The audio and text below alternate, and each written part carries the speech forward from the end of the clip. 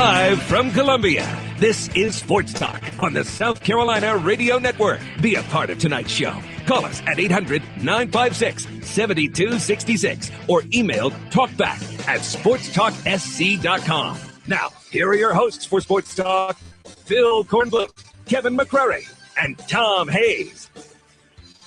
I think that Max is probably in a more difficult place to play than Elliott is, just based on, his injury that's been lingering. And one of Max's best tools is, is obviously swinging the bat. And it's very, very painful for him to do that. I think we'd be a tough team to play in NCAA tournament. With 1-2 punches in the conference, pitching-wise, I think. And I think certainly Crownover gives you a chance every single time on a first game of the series. Well, it's baseball tournament time for South Carolina, Clemson, and everybody else still alive in their respective tournament chases. Coastal Carolina, College of Charleston, some other teams around the state as we move forward toward the NCAA tournament, which will begin next week. But this week, it's conference tournament time. You heard from Jack Leggett and Chad Holbrook there, and they'll be headed off to Durham, North Carolina, and Hoover, Alabama, respectively, to begin their tournaments. USC tomorrow afternoon at 2 o'clock against Missouri. Clemson facing a familiar foe, Florida State. You think Florida State's going to be a little ticked off when they see Crownover again on Wednesday? Yes. That's who the Tigers will face in their opening game of their 3 games. They're guaranteed 3 games in the ACC tournament. USC is guaranteed just 1 game in the SEC tournament. That's the single elimination game tomorrow. Should they win that, then they'll be guaranteed 2 more wins. Right now, today, I kind of feel like Clemson is in. I think they can only play their way out of the NCAA tournament now. I think they're in with 16 ACC wins, sweeping Florida State on the road, kind of finishing on a little bit of a hot streak. And South Carolina has to play their way into the NCAA tournament, obviously.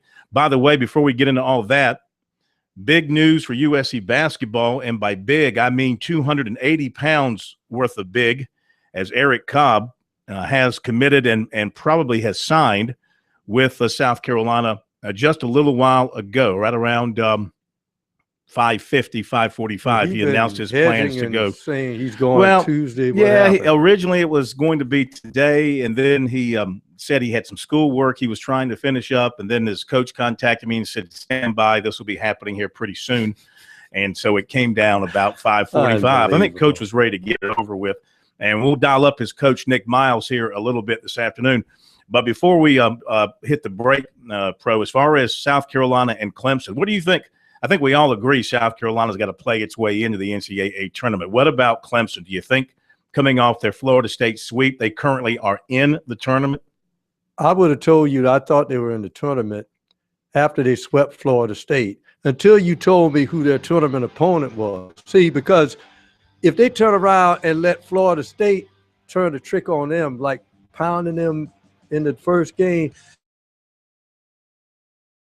Clemson has to bottle that intensity they had in Tallahassee and take it to Durham with them. It's a tough pool the Tigers are in. We'll catch you up on everything. Take your calls as well. We'll be right back here on Sports Talk.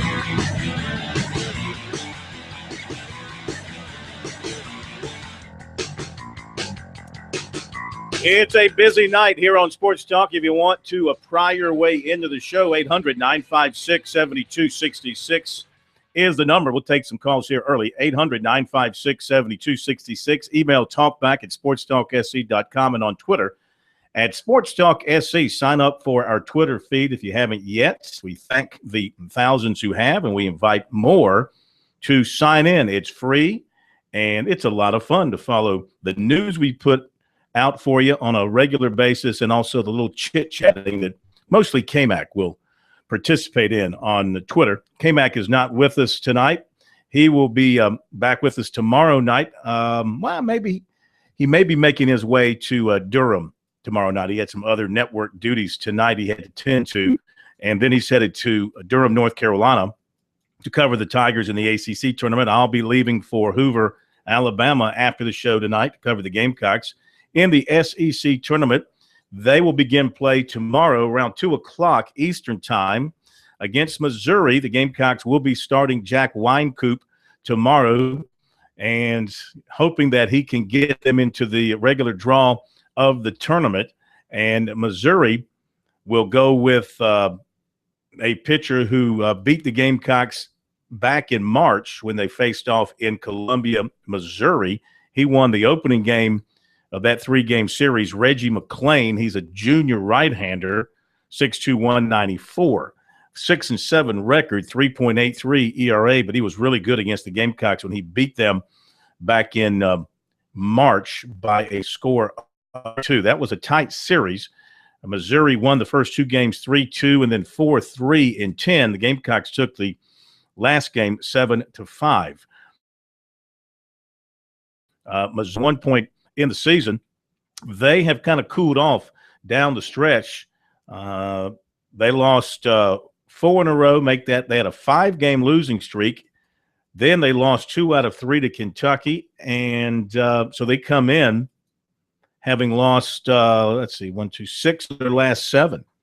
So maybe this will be a good opportunity for the Gamecocks to pick up a win and advance into the main draw of the tournament. Now, there are some injury concerns for USC, of course.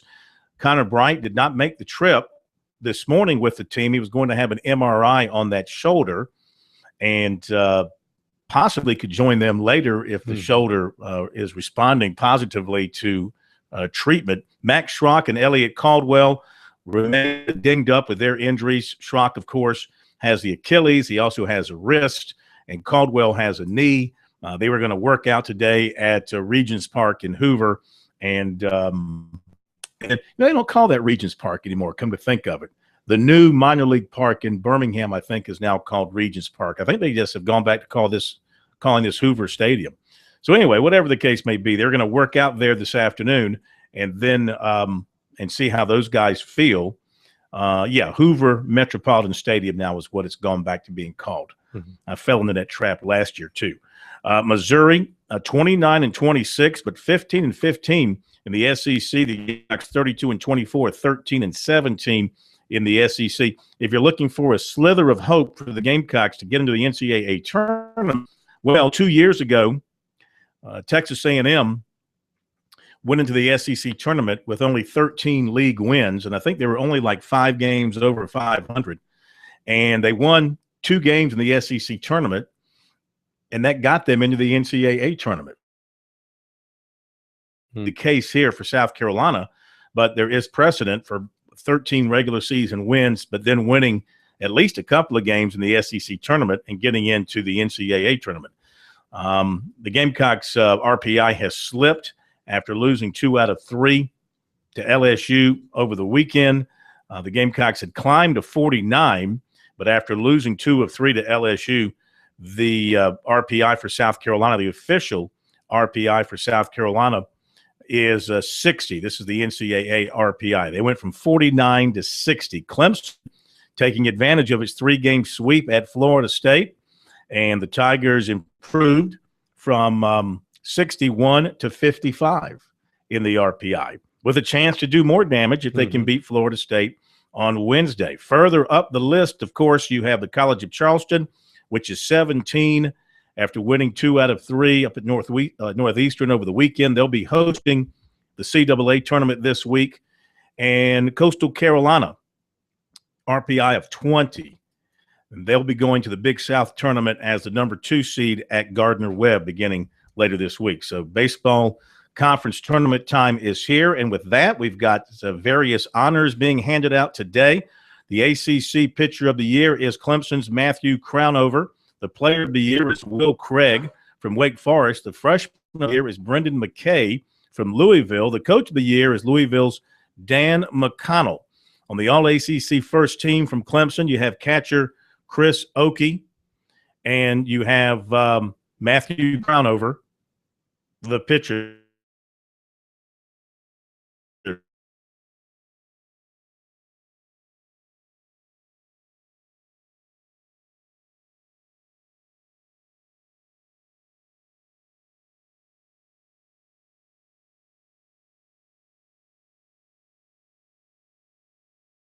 From Duggar, and that is it from Clemson. From the SEC, their honors today. And the Player of the Year is Andrew Benintendi from Arkansas. Pitcher of the Year is Carson Fulmer of Vanderbilt. Freshman of the Year, saw him the other night, Alex Lang of LSU. Coach of the Year, Paul Maneri from LSU. And on the first team, All-SEC team from USC is Kyle Martin. On the second team is Max Schrock. And what has to be a little bit of a concern is that the Gamecocks placed no one on the freshman All-SEC team, which tells me that their freshmen didn't stand up and have no individual freshman kind of stood up and had a great year this year for them. And that's something you look for as you build towards the future. A couple of other leagues have put their honors out as well. From the Southern Conference, the Player of the Year by the coaches is Kyle Lewis, outfielder of Mercer. Pitcher of the Year is the Citadel's James Reeves, a left-hander. Freshman of the Year is Austin Edens, DH from Sanford. Coach of the Year is Craig Gibson from Mercer. All-league first team, starting pitcher James Reeves of the Citadel. First baseman Connor Clancy from Wofford. Outfielder Connor Walsh of the Citadel. Second team from Wofford, starting pitcher Matthew Milburn. And from Furman, third baseman Chris Olmstead. And from Wofford, outfielder James Plaisted. On the all-freshman team from the Citadel, J.P. Sears and Drew Ellis. From Furman, Blake Chisholm and Will Gaddis. And from Wofford, Adam Scott. And the Big South just announced its honors a little while ago. The Player of the Year is Cole Hallam, outfielder, reliever from Campbell. Pitcher of the Year is Jared Lyons, left-hander from Liberty. Freshman of the Year is right-hander Buddy Holmes of Coastal. Coach of the Year is Joe Racula from Radford. What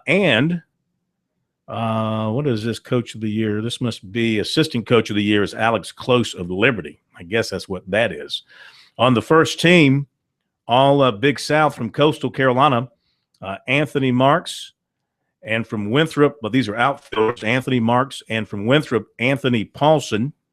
And infielders from Coastal, Michael Paez, from Presbyterian catcher Cam McCray. And starting pitchers, Coastal Carolina, Austin Kerr. That's your first team from the Big South. So I think we've covered everybody there in the state that would be eligible for honors. So there you go. Getting ready for the baseball tournaments this week with a little bit of a different attitude from our standpoint. Usually we go into these things feeling pretty good that our teams are going to make a good, strong showing. I'd say right now, South Carolina sort of just hope to win a game and move on. Clemson, maybe there is some optimism coming off of what the Tigers just absolutely dominated Florida State this weekend. They did. Can they keep it going on Wednesday? We'll be right back.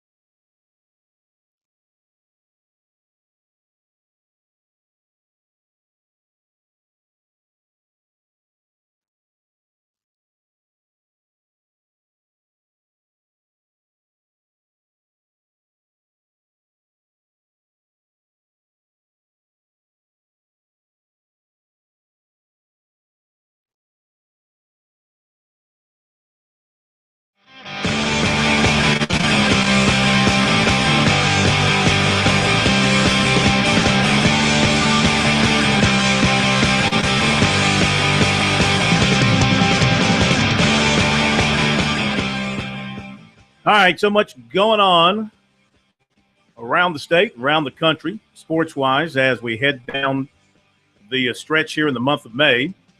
Besides all the college baseball stuff we've been following today, the basketball signing period for spring ends on Wednesdays. That's why you're seeing a rush of activity. So South Carolina gets Eric Cobb today, 6'9", 280. True center, back to the basket guy. Hope to be talking to his coach tonight, but he is a big guy with skills. He does need to lose some weight, become a little bit more athletic. His coach feels like that he will if he drops the pounds. But besides that, Frank Martin and the staff at South Carolina still not finished, because today the Gamecocks hosted a transfer from Charlotte in 6'2" shooting guard Keyshawn Woods. Talked to Keyshawn a little while ago, so he had a really good visit to South Carolina. He's not ready to make any kind of a decision. He's got 4 or 5 other schools that he'll be checking out here over the next several weeks. He doesn't plan to make a decision until the second session of summer school, so this isn't anything he's going to rush into. But he was a freshman at Charlotte this past season and was a former Gatorade Player of the Year in the state of North Carolina. He played against USC when they faced each other in that tournament in Charleston back in November. 13 double-digit scoring games this year. I think he ended up averaging about 8 points per game. And he led Conference USA in three-point shooting at 48%. So he's a deep-range bomber. And he's considering South Carolina, but by no means is that a done deal at this time. The other Gamecock basketball note is that early commitment, Trayvon Bunch will not sign by Wednesday. He is awaiting an SAT score to come back in.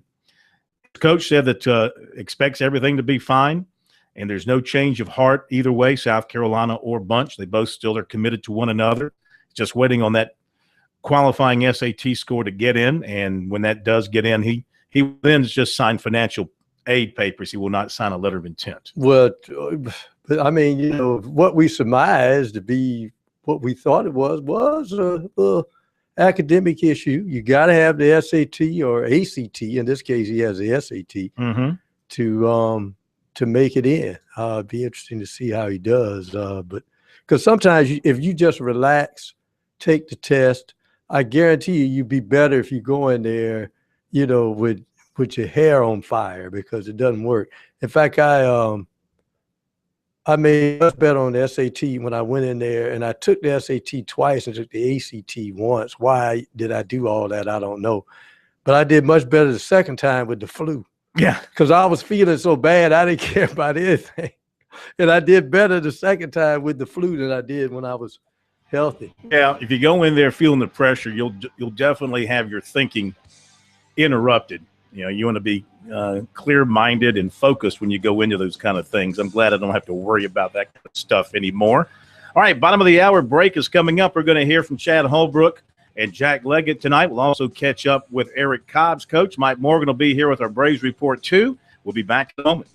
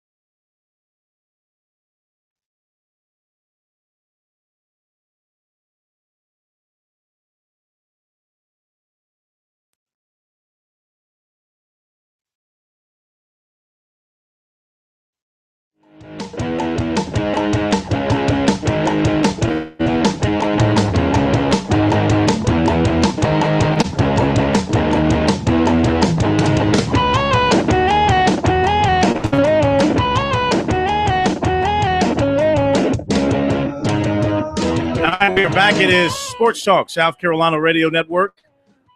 On a Monday night, this is Monday, isn't it? Yeah. My days have all run together. Been traveling this weekend. Going to be back on the road tonight, heading to Hoover, Alabama. The SEC baseball tournament at the Hoover Met. Could be a quick trip. You know, in the past, you could pack for at least 2 days because you knew double elimination. Now, I've been there and seen the Gamecocks go 0-2, and as they say, barbecue. And you're out, especially if you played early, you could be out of there by noon the second day and be on your way back to Columbia. I've actually done that. I've actually been there, seen them play early games, lose twice, be back in Columbia in time for the show. And then now I'm packing for one. Now you can pack for 1 day, and then have to pack for 2 weeks as they go on national championship. Exactly. So you don't know what's going to happen. Just don't lock your keys in the laundromat. I am packed for about 3 or 4 days, just in case. Who knows with baseball what's going to happen? So we'll be heading to Hoover to cover South Carolina in the SEC tournament. We'll be heading to Durham to cover Clemson in the ACC tournament. He knows he's going to be there 3 days. Mm-hmm. Tigers playing Wednesday, Thursday, Friday, guaranteed, and then we'll see if they win enough games to get to the championship game on Sunday. All right, now back to college basketball recruiting. As we mentioned off the top of the program, big day for South Carolina, and we're talking big in terms of size here because the Gamecocks get a center that Frank Martin has been recruiting for some time, Eric Cobb, a native of Jacksonville, but he goes to school up in Baltimore at St. Francis Prep, and he's a big one. He's about 6'9", about 280 pounds. His coach, Nick Miles, joins us now from Baltimore. Coach, good afternoon to you. How are you? Hey, hello, how you doing? We're doing great. We're doing great. City. Good to have you with us. How's everything? Everything is great in Charm City. There you go. Congratulations on Eric Cobb making his decision with the Gamecocks today. And am I right in saying it's big for South Carolina because he's a big guy? I mean, he's massive. He's a huge guy, great feet. I think he's going to be a really good player. When we say massive, like how big you talking? 6'9", 280. He's probably got to, get a little leaner. He knows that, and a little quicker for SEC play, but. I mean, as far as size, it doesn't really get bigger than that in college basketball. Yeah, you're right. And imagine that when he posts himself down low, it's pretty hard to stop him. Bodies kind of bounce off of him, things of that nature. How skilled is he when he gets the ball down around the basket? He's very skilled. I mean, his footwork and his hands is great, He's probably more suited for college basketball than high school basketball. The problem we had in high school basketball is the officiating because he's so big. Mm-hmm. You don't really get too many guys like that in high school basketball. Mm-hmm. And what kind of offensive moves does he show you with the ball? On the post, he has, he can give you a drop step. He can give you up and under. He can give you, a hook shot. He has a variety of post moves. He has a nice, 10 to 12-foot jump shot. So he's pretty good. When I hear his size, the first thing I think of screen and roll. Do you run the screen and roll with him, and how tough are his screens he sets? Like I said, see, we did early in the year, but in high school basketball, I mean, officials are not used to that kind of size. In SEC, they're used to seeing guys like that.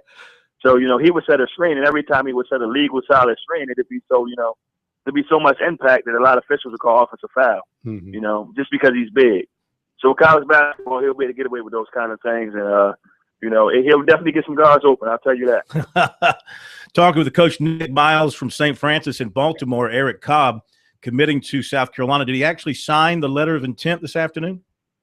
No, we'll do that. We'll do that one day this week at a ceremony in school. All right, gotcha. Before Wednesday, right? Because the signing period ends on Wednesday. Yeah, we'll probably, I'll talk to Coach Martin probably tonight. He'll get it to me by fax tomorrow. We'll probably do it tomorrow. It's a Catholic school, so we do all of our signings in front of a mass.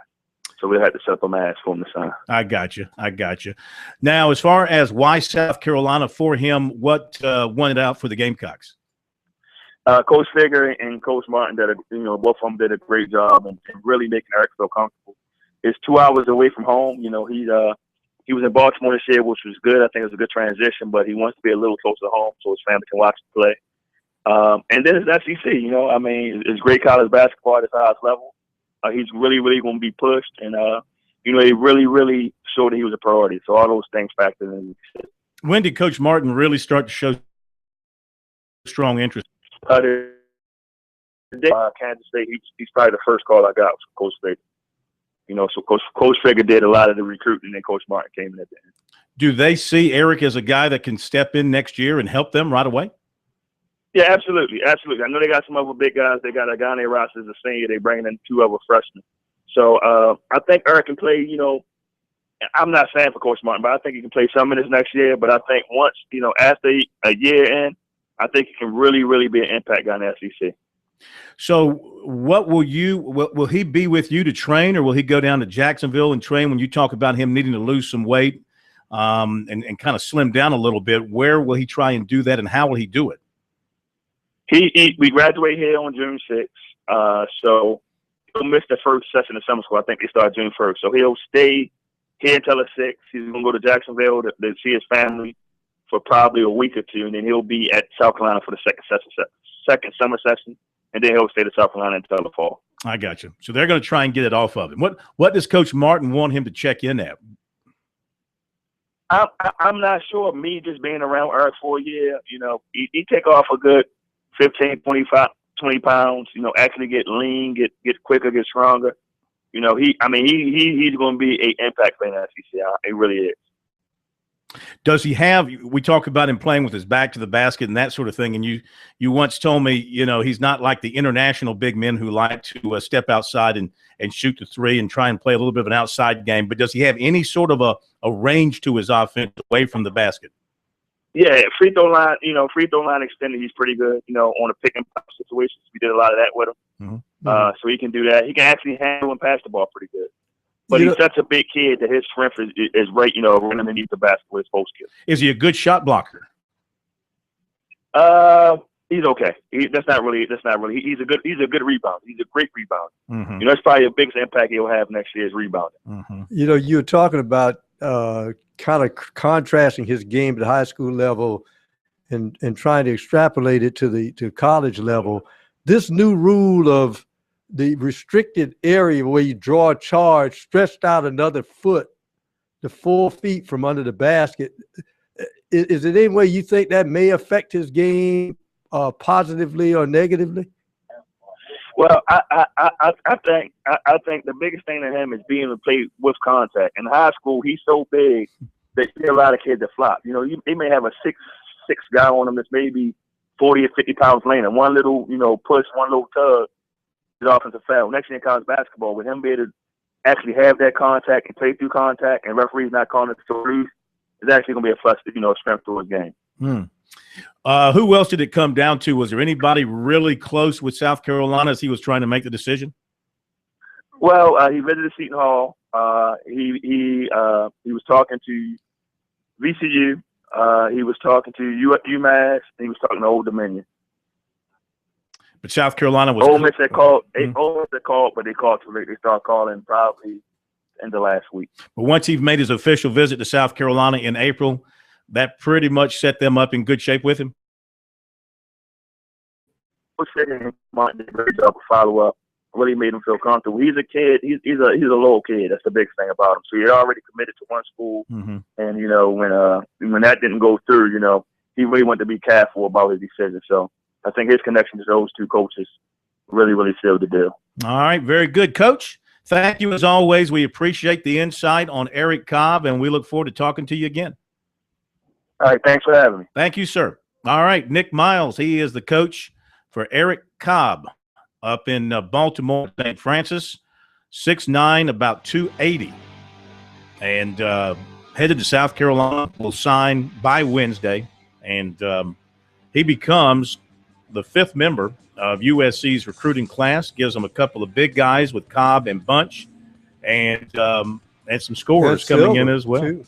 And Silver's pretty big, but he's more of an athlete at 6'9" than the other guys are considered, I think, more close to the basket type guys. Back in a moment.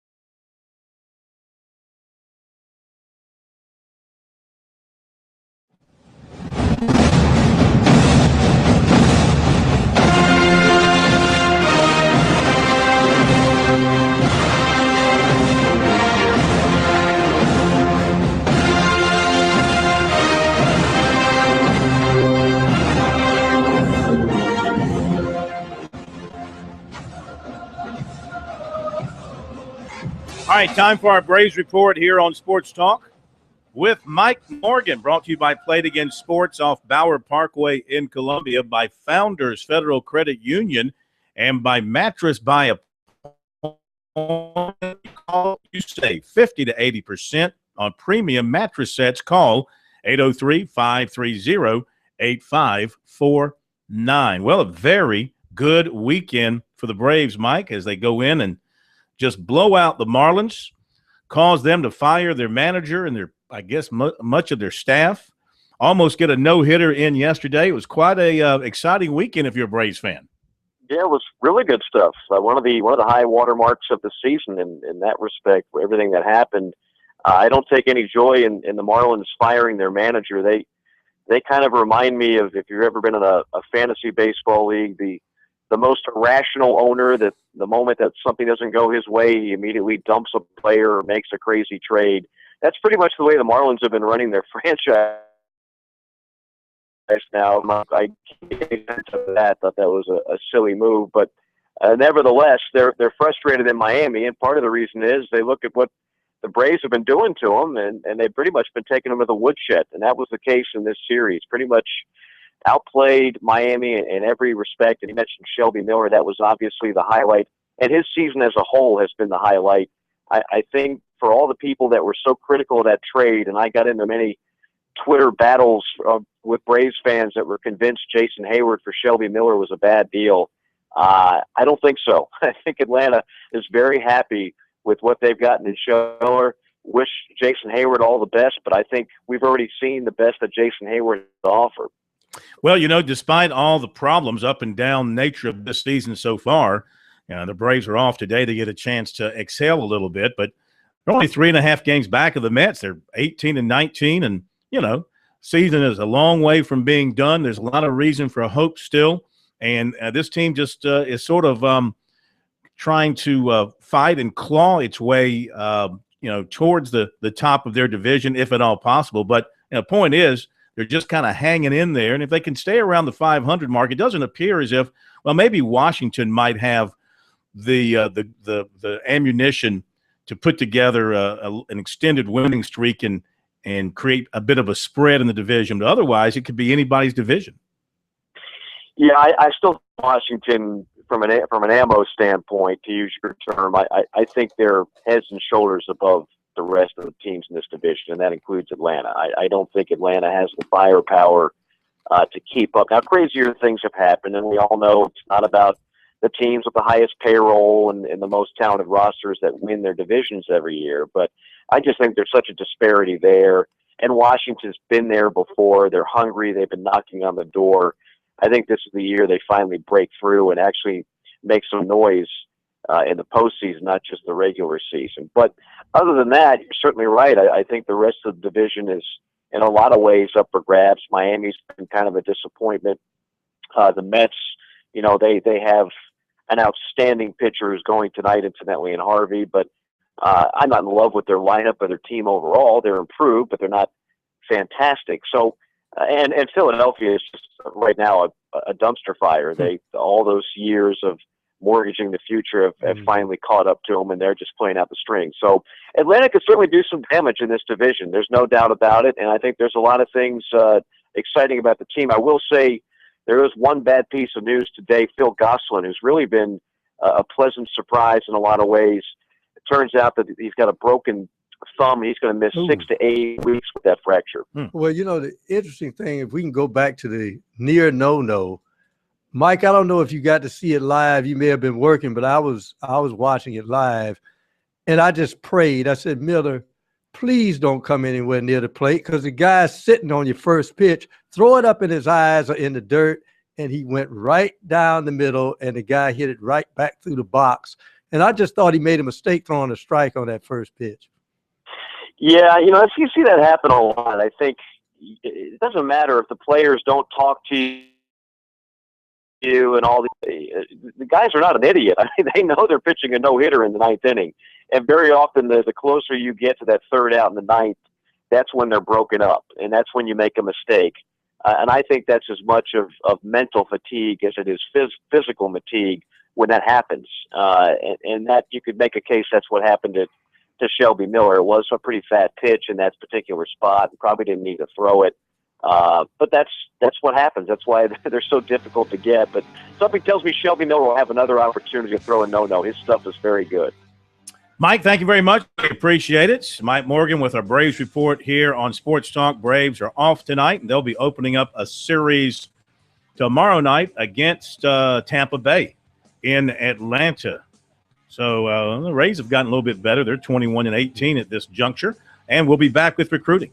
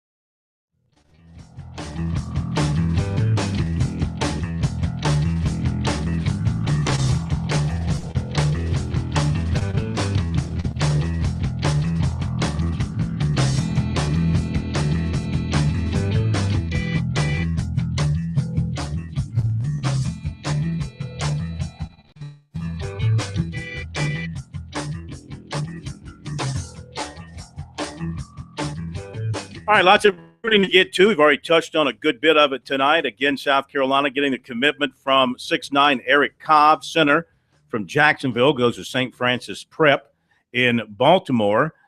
Also today, visiting USC, a transfer from Charlotte, 6'2" shooting guard Keyshawn Woods. It was an unofficial visit.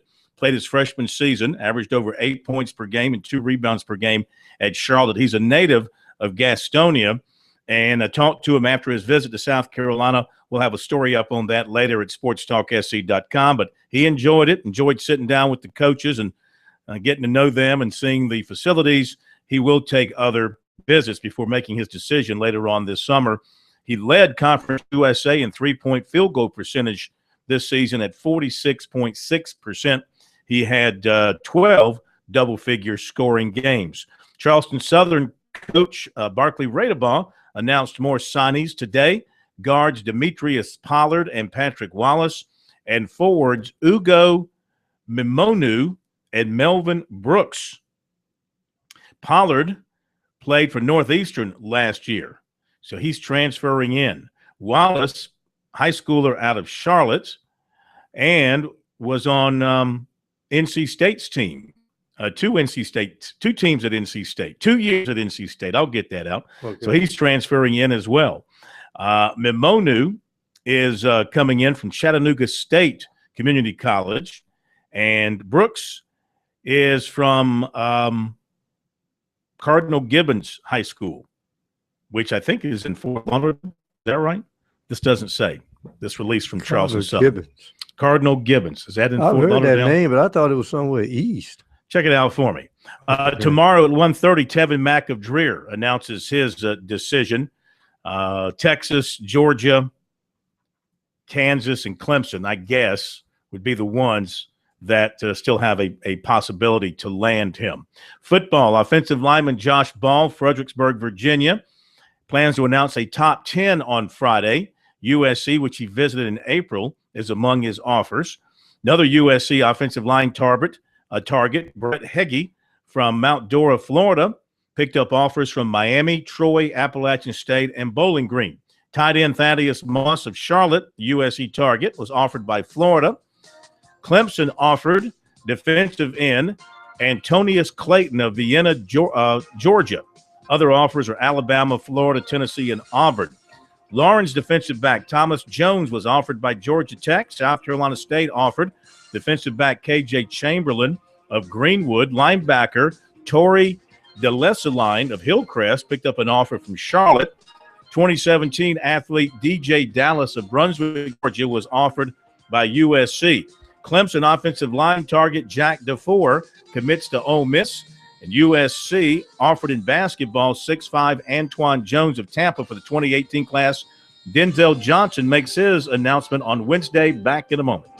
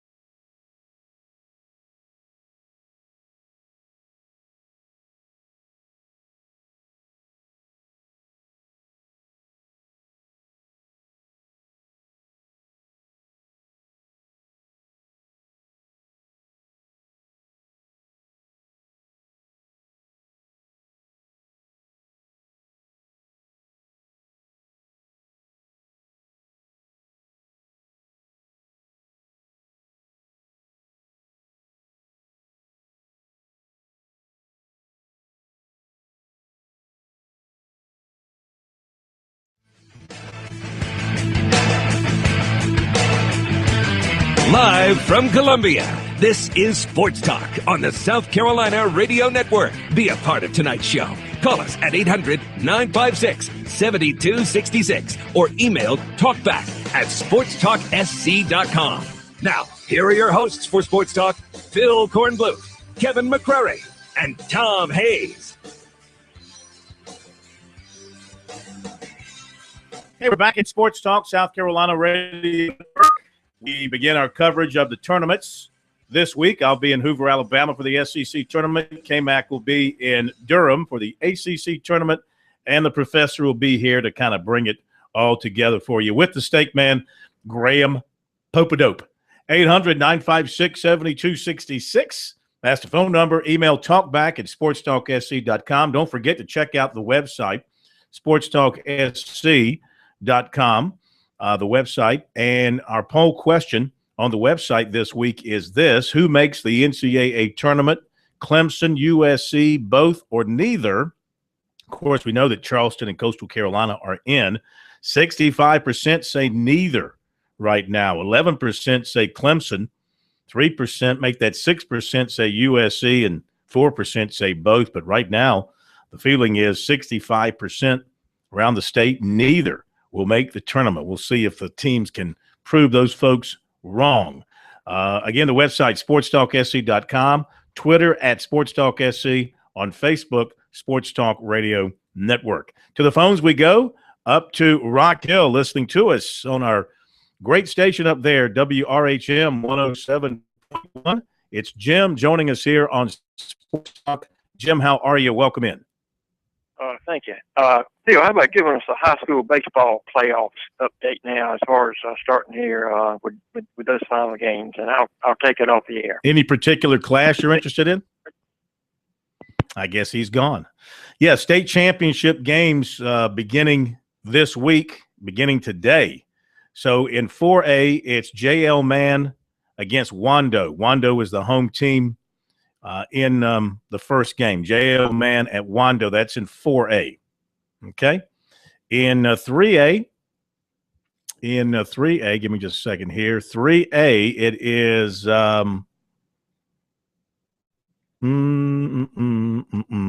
well, they haven't gotten to the state championship round yet. That's going to start May 21st.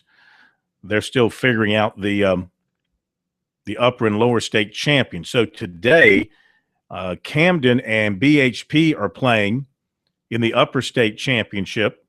Lower state championship today, Hartsville and Gilbert. They're playing at Gilbert. Let's see here. Best 2 out of 3.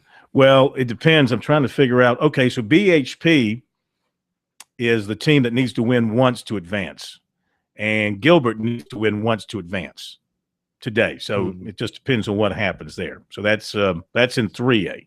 In 2A, see where we are in 2A. 2A, we've got 96 and Dillon playing at 96 tonight. First game of the 2A championship. And in 1A, I can tell you about 1A. 1A is Latta at home against Louisville. Latta is a baseball juggernaut. Just need to win the championship game. Had trouble winning that championship game, that last game. Right there again, though. Be right back.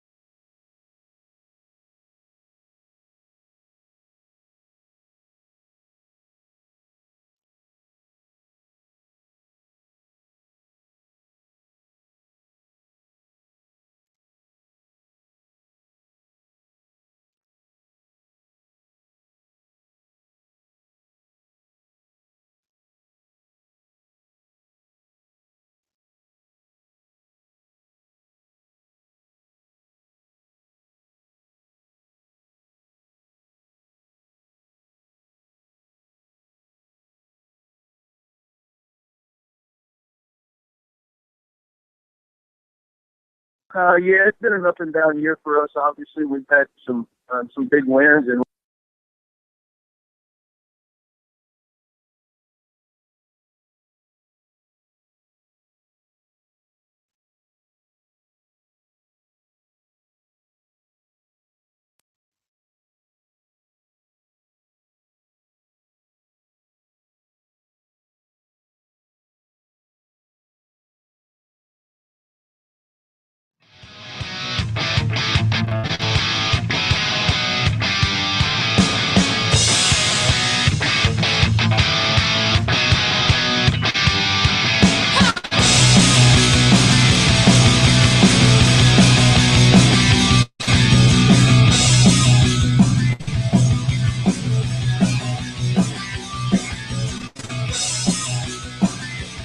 All right, just to be fair and balanced here on Sports Talk, politically correct, and looking out for the softer side, the 4A championship. Oh, come on, Steak Man. Quit rolling your eyes. I see that little look back there. You male chauvinist pig.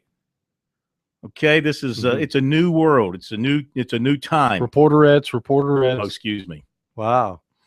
That's only mentioned in special cases.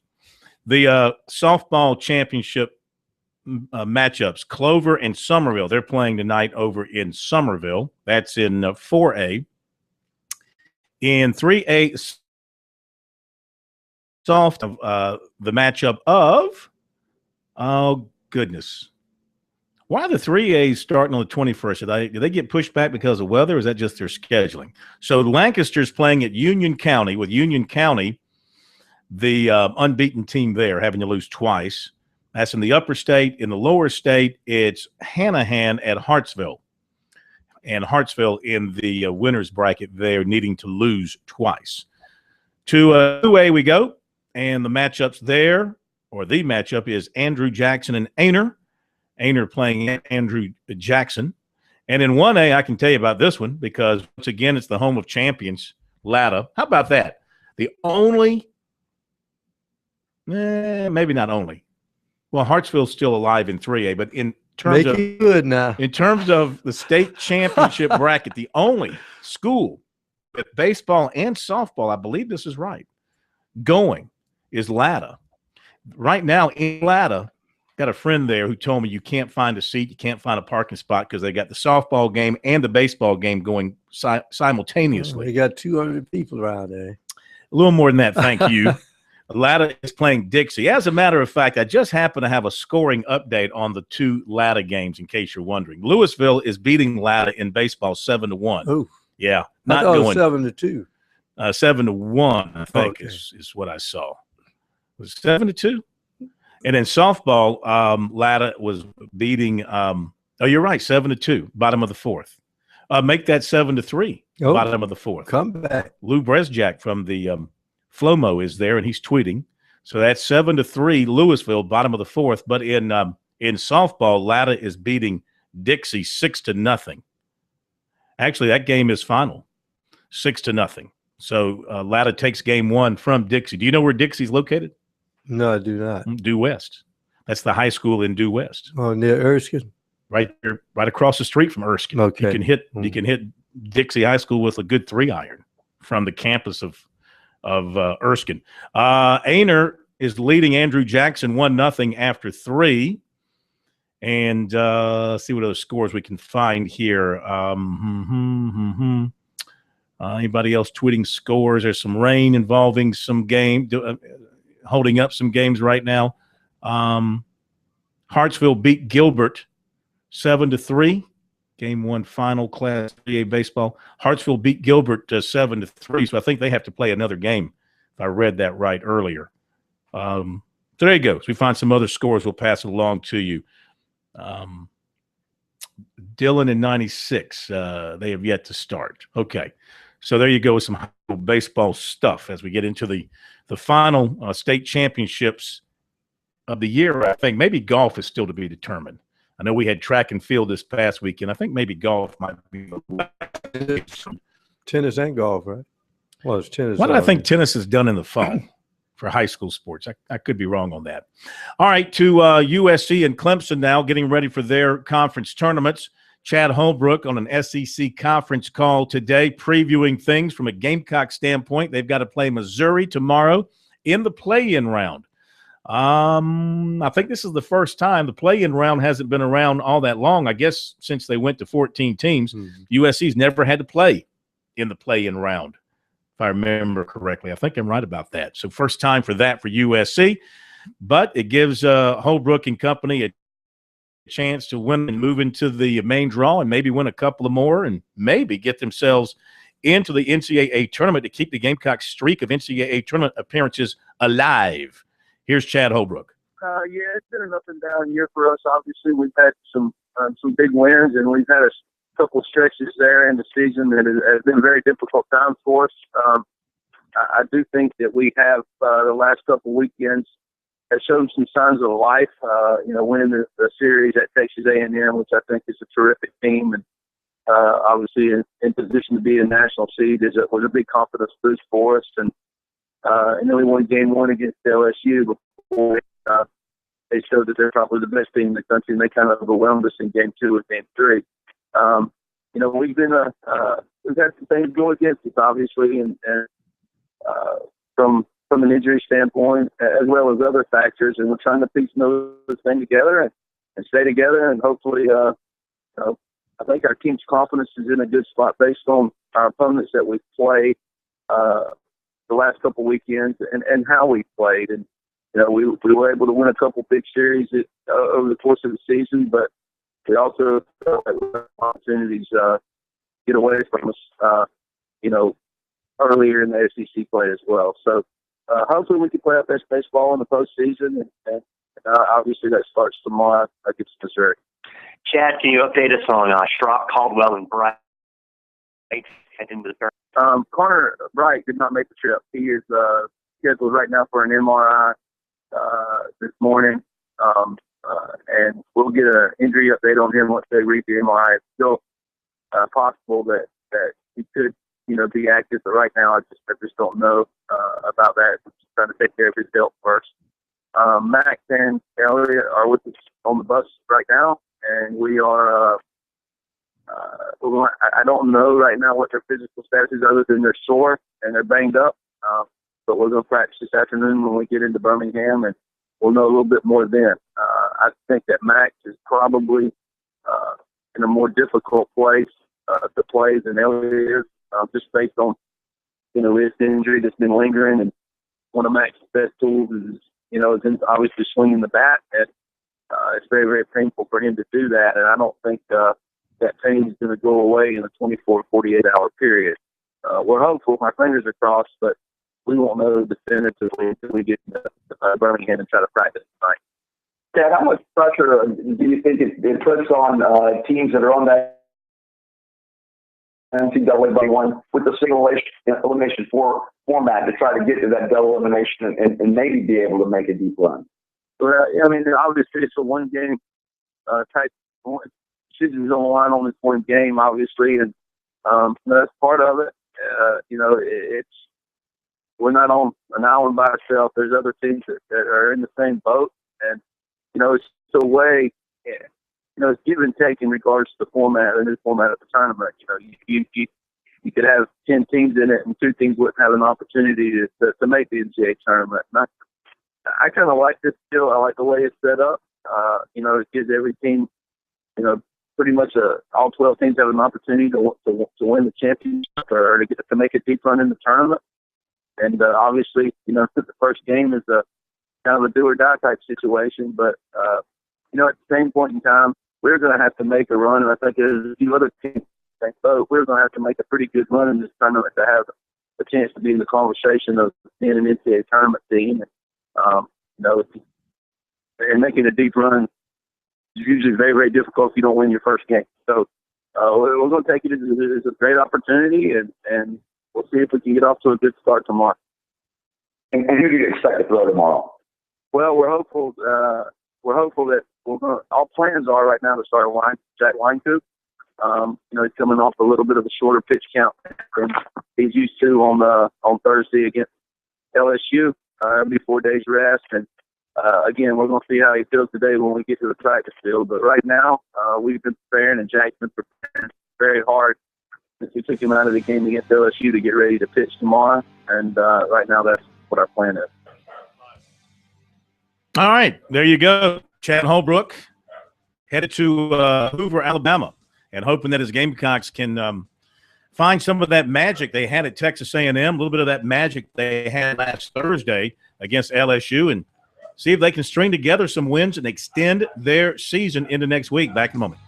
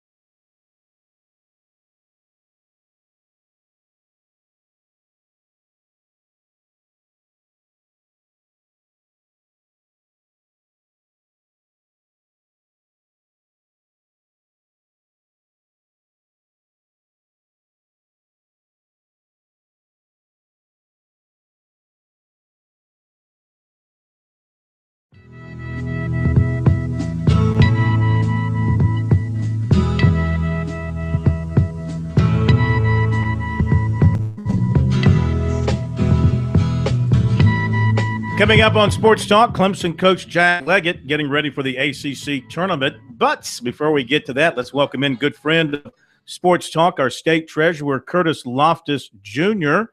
As you know, something he's very passionate about is the Future Scholar South Carolina 529 college savings plan. It continues to thrive.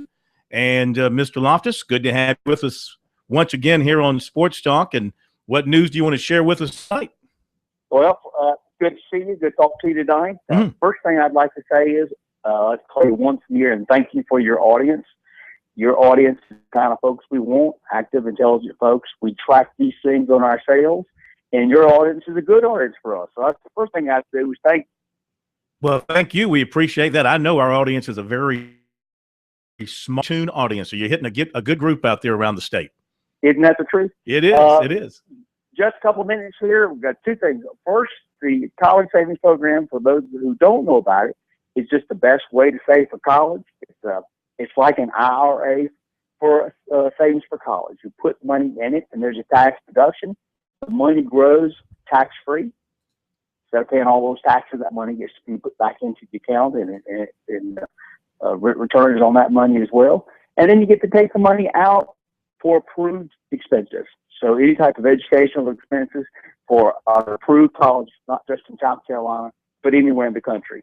So it's a great program. We've had tremendous success in the last 4 years. Program from $1.5 billion to $2.3 billion. We now have 115,000 participants in the plan. So we couldn't be more proud than that. No, I can understand that. And, you know, I saw today the stock market had a big day. They're projecting in 18 months the Dow Jones will top 19,000. And I imagine that this plan and others like it tied into the stock market is going to benefit greatly as that continues to move upward. when I graduated from college, it was at 2000. Yeah. And I remember thinking, will it ever get to 3? Yeah. Yeah. But also get to have some fun because, May the 29th, if you reduce that to numbers, is 529, just like the name of the plan, 529. And if you have a baby born in South Carolina on May the 29th, 529, we're going to open an account for you and put $529 in it. And we've got all the hospitals helping us, the ladies or folks who work on those wards, the nurses. They love helping us out with this because they not only are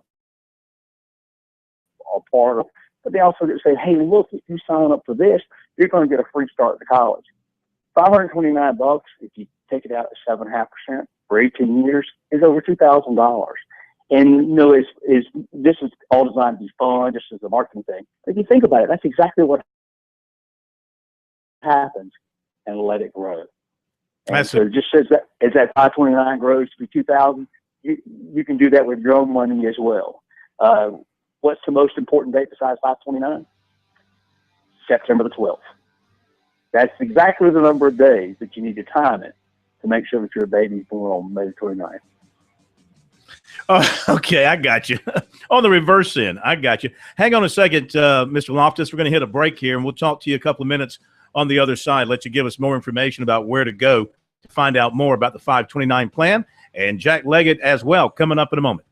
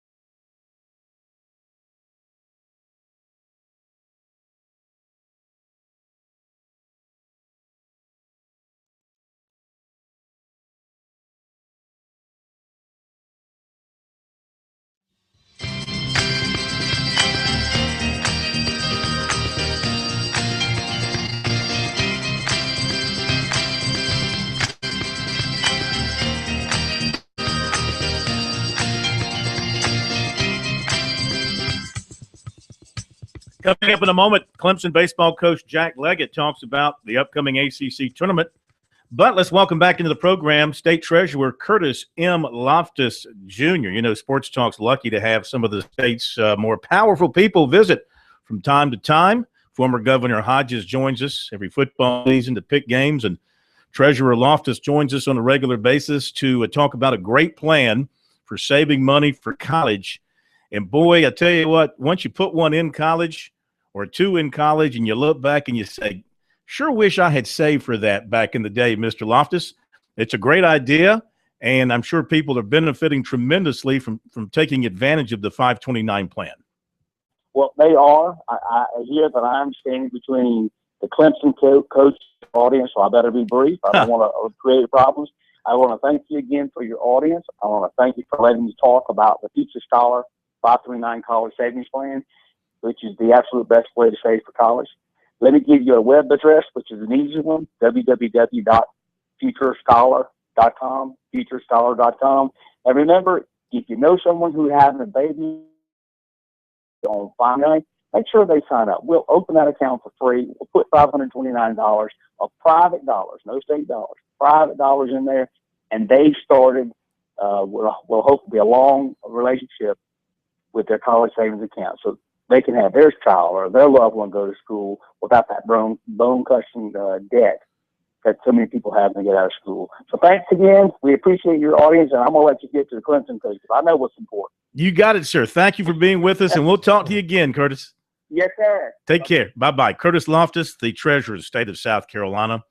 Must be kind of neat to go to work every day and, you know, put your fingers on all that money that belongs to somebody else, you know, and maybe, you know, throw a zero in here, move a decimal point over there. No, it doesn't work that way? No.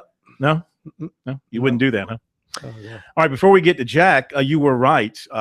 Tennis championships decided this past weekend. Boys tennis, maybe it was girls tennis. I was thinking about this done in the fall. You know, we want it to be cooler for the ladies. Spartanburg won the 4A boys tennis championship over the weekend. Congratulations to them.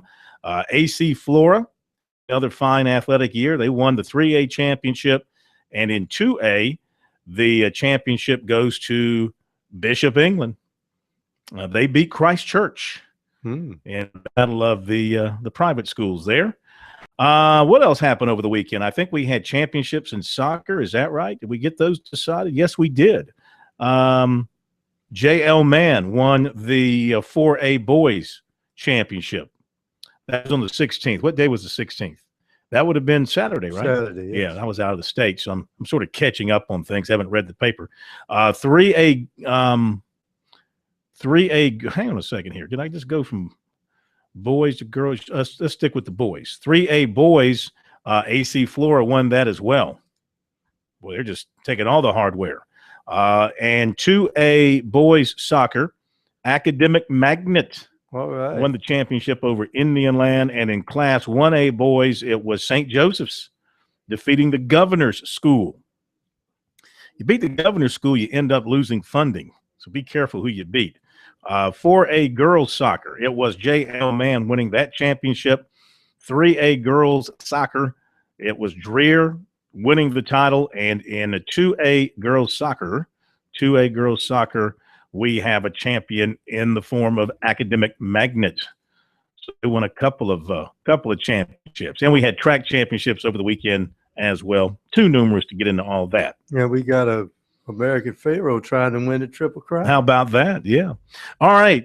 We heard from Chad Holbrook on the USC side of things. Now to Jack Leggett. Clemson going to take on Florida State again Wednesday. It will be Cloninger. Thinking of David Cloninger. He wishes. Matthew Crownover going to the mound for Clemson. Once again, ACC Pitcher of the Year. They need another great outing for him. Tigers on a roll trying to get to the NCAA tournament. On the ACC conference call today, Jack Leggett let it be known he thinks they deserve to be there. You know, I like the way we're playing right now. We've played really well this past weekend, and in the last month and a half or so, we've played some really good baseball. So hopefully we can carry that into the weekend. It's a very competitive tournament, as the ACC tournament always is. Just a lot of really good teams and a lot of teams that are playing well right now. And and a lot of teams are playing for something. Questions for Coach? Yes, if you would like to ask a question, please signal by pressing *1 on your telephone keypad. If you are using a speakerphone, please be sure your mute function is turned off to allow your signal to reach our equipment. Again, that is *1 to ask a question. Hi, I was wanting to just see what were your impressions of the Louisville season that they had. They ended up with 25 wins in the conference in their first year in the league, and what were your was that a surprise at all to you to see how well they've done? Well, they've got some really good pitching, and they got some really good position players. They played well consistently all season long. When we saw them, they were very good. Down here at our field, and Dan does a great job with them. And they've got some young guys stepping up for them. The McKay kid is as good a freshman as I've seen in the conference in a while in terms of being able to both contribute on the mound and offensively. And so I think they just have played consistent baseball all year long in a very tough conference this year. This is kind of a two-part question, but what do you think has been the key to the turnaround here late in the season? And then the second part of that would be, do you think you have to win a certain number of games to get into the NCAA tournament? And do you think this is an NCAA tournament team? First question, I think we're starting pitching has stepped up. Getting Jake Long healthy back in mid-April there was a big deal for us. We also are swinging the bats from top to bottom a lot better. We got more guys that are contributing to the order, and I think we're playing pretty well, turning over pretty good offensively, and been playing pretty good defense. So I think we're just starting to get some confidence rolling and starting to get some guys back healthy. And Tyler Krieger on the field has helped us. So we've had some, I think it's in terms of just leadership out there. Even though Chase Pinder did a great job, we've got a couple injuries that we've been overcoming all season long, and it's just taken us a while to get that going. But I just think we're playing better. And do I think we have to do anything specific? Just keep on winning. We're in pretty good shape the way we finished in the conference. We finished, fifth, and really one game we got to, just one game or half a game out of third place. And so I like the way we finished up, played really well this past weekend at Florida State. And, yes, I think we're NCAA tournament worthy. I think we'd be a tough team to play in the NCAA tournament. We've got, one of the better 1-2 punches in the conference pitching-wise, I think, and 1-2-3 punches. And I think, certainly Crownover gives you a chance every single time on a first game of the series. A few weeks ago, you kept saying, hey, we're starting to play better. This thing is close. We're getting there. Is Friday this past weekend just a result of, hey, you guys have arrived, and now the goal right now more than anything is just go win the ACC tournament? Well, our goal, is just to play our best baseball. That's what it's been all along. We had a little trouble with that earlier, and I think, like I say, getting Jake back has helped to take some pressure off. And at the same time, we just are turning a little bit better on offense. And so I think just a matter of getting confidence rolling, getting more guys playing better, and just getting on that little bit of a roll. Now, we played really well this past weekend. We played well for the last month and a half, really.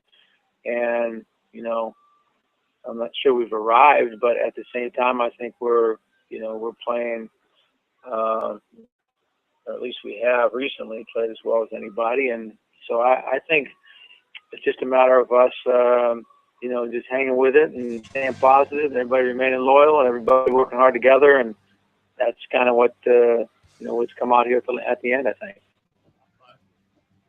Okay, the Tigers getting ready to take on the Seminoles once again. Has Clemson done enough to get into the NCAA tournament? We'll talk about that coming up after the break.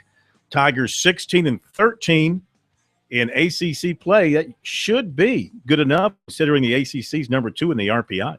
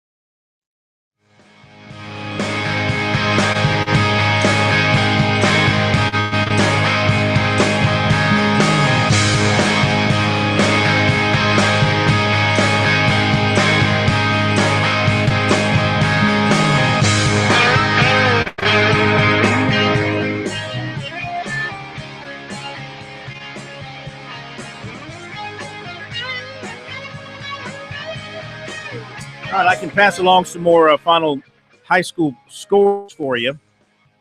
Coming off the Twitter feed of various reporters out in their fields. See if we can pick up here real quick.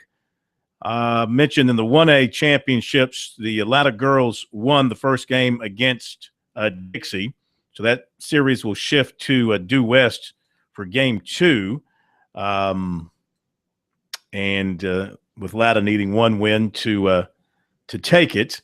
On the boys' side, Louisville is leading Latta. They go to the 6th. It's 9-3. 4A baseball, J.L. Mann leads Wanda 1-0 after 4. In 4A softball, Somerville beats Clover 3-1. 2A baseball, Aner is leading Andrew Jackson 1-0. Bottom of the 6th. I say baseball, that should be softball. Aner 1, Andrew Jackson 0. Well, I guess they're not playing each other baseball and softball, are they? I don't think so. That would be softball. Let's see. Anybody else? Weather delay in Gilbert and Hartsville. They're waiting to play their second game. Those are the most recent scores I've seen come through Twitter. Hard to decipher it all with all the junk in there on Twitter. But that's what we got for you right now. As we hit the break, we were talking about Clemson and the fact that the Tigers are 16-13 in ACC play. They've won 4 in a row overall. They are 31-25. Their RPI in the mid-50s. They've got some nice wins over top 25 teams. They got a good record against top 25 and top 50 type opponents. Let's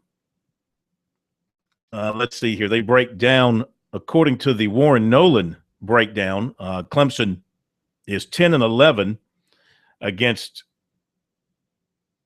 top 50 RPI teams, 10-10 against 51-100, but against top 50, if you win against if you looked at top 25 for Clemson, it was better than that. So I think they can make a pretty good argument, Pro, for being inside the bracket right now. Not on the bubble, but I think inside the bracket. They're coming off that sweep at Florida State. They beat Furman. They took 2 out of 3 from Georgia Southern. So that would be, the strong close for them would have to be based on the fact that they have won 7 of their last 8 going into the ACC tournament. But the thing that gets me is they're in the number 2 RPI conference, and they're 16-13 in league play. And you look at some of the league series that they won. They lost the series to NC State. They lost a series to Notre Dame. Took a series from Virginia Tech. Lost a series to Wake Forest. Took 2 of 3. Won the series from North Carolina. Won the series from Boston College. Won the series from Duke. Lost that series to Georgia Tech. Lost a series to Louisville. So kind of a mixed bag there. They don't, I guess, the series win over Florida State was certainly huge. The series win over North Carolina is pretty good because North Carolina's they're in the mix. But outside of that, not a whole lot to hang your hat on there. But I think you have to look at their finish, how well they're playing. And maybe they still have to beat Florida State again to convince people. But I think right now that they should be inside the tournament field. And they could have gotten could have gotten an extra little bump if South Carolina would have won another game in the LSU series, because obviously sometimes your RPI is affected by what your opponents do. Yeah, took a series from South Carolina. Mm-hmm. Yeah, but again, for Clemson, much like South Carolina, too many midweek losses. They lost to Coastal Carolina. They lost to Presbyterian. Lost to Charleston Southern. Lost a game to Georgia. Lost 2 games to Georgia. So, lost a game to Wofford and lost a game to, Georgia Southern was a weekend game. They lost a bunch of midweek games there. That's where both teams, I think, were feeling out, where do I find my pitching depth? And so they had to do a lot of mixing and matching and experimentation in those midweek games, while maybe some of the other schools were trotting out maybe their ace or second best pitcher. Well, and that's not a good formula. I think Clemson still has to approach it this week as we got to win some games to assure NCAA play.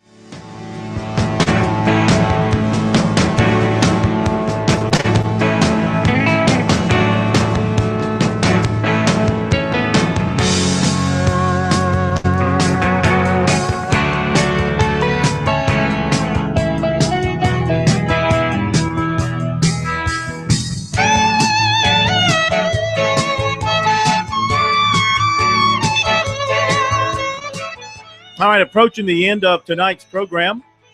Of course, we thank you for being with us wherever you have joined us tonight around the state.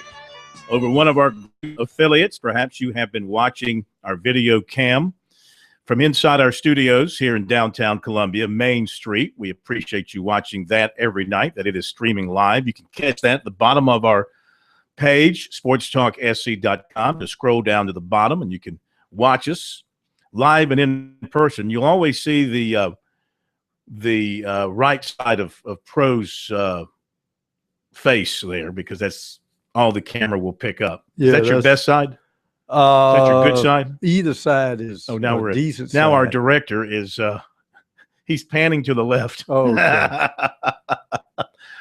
Our producer and director and screenwriter and editor, the Steak Man. And of course, I'm always in the middle because I'm the coolest dude in the room. No, you just like to have your back turned to the window. This is true. That must make you feel very confident. If an assassination attempt takes place, I don't want to see it from the back. Coming up tomorrow, I'll be in Alabama. USC plays around 2 o'clock Eastern time. Of course, we'll have that covered for you here on Sports Talk and at sportstalksc.com.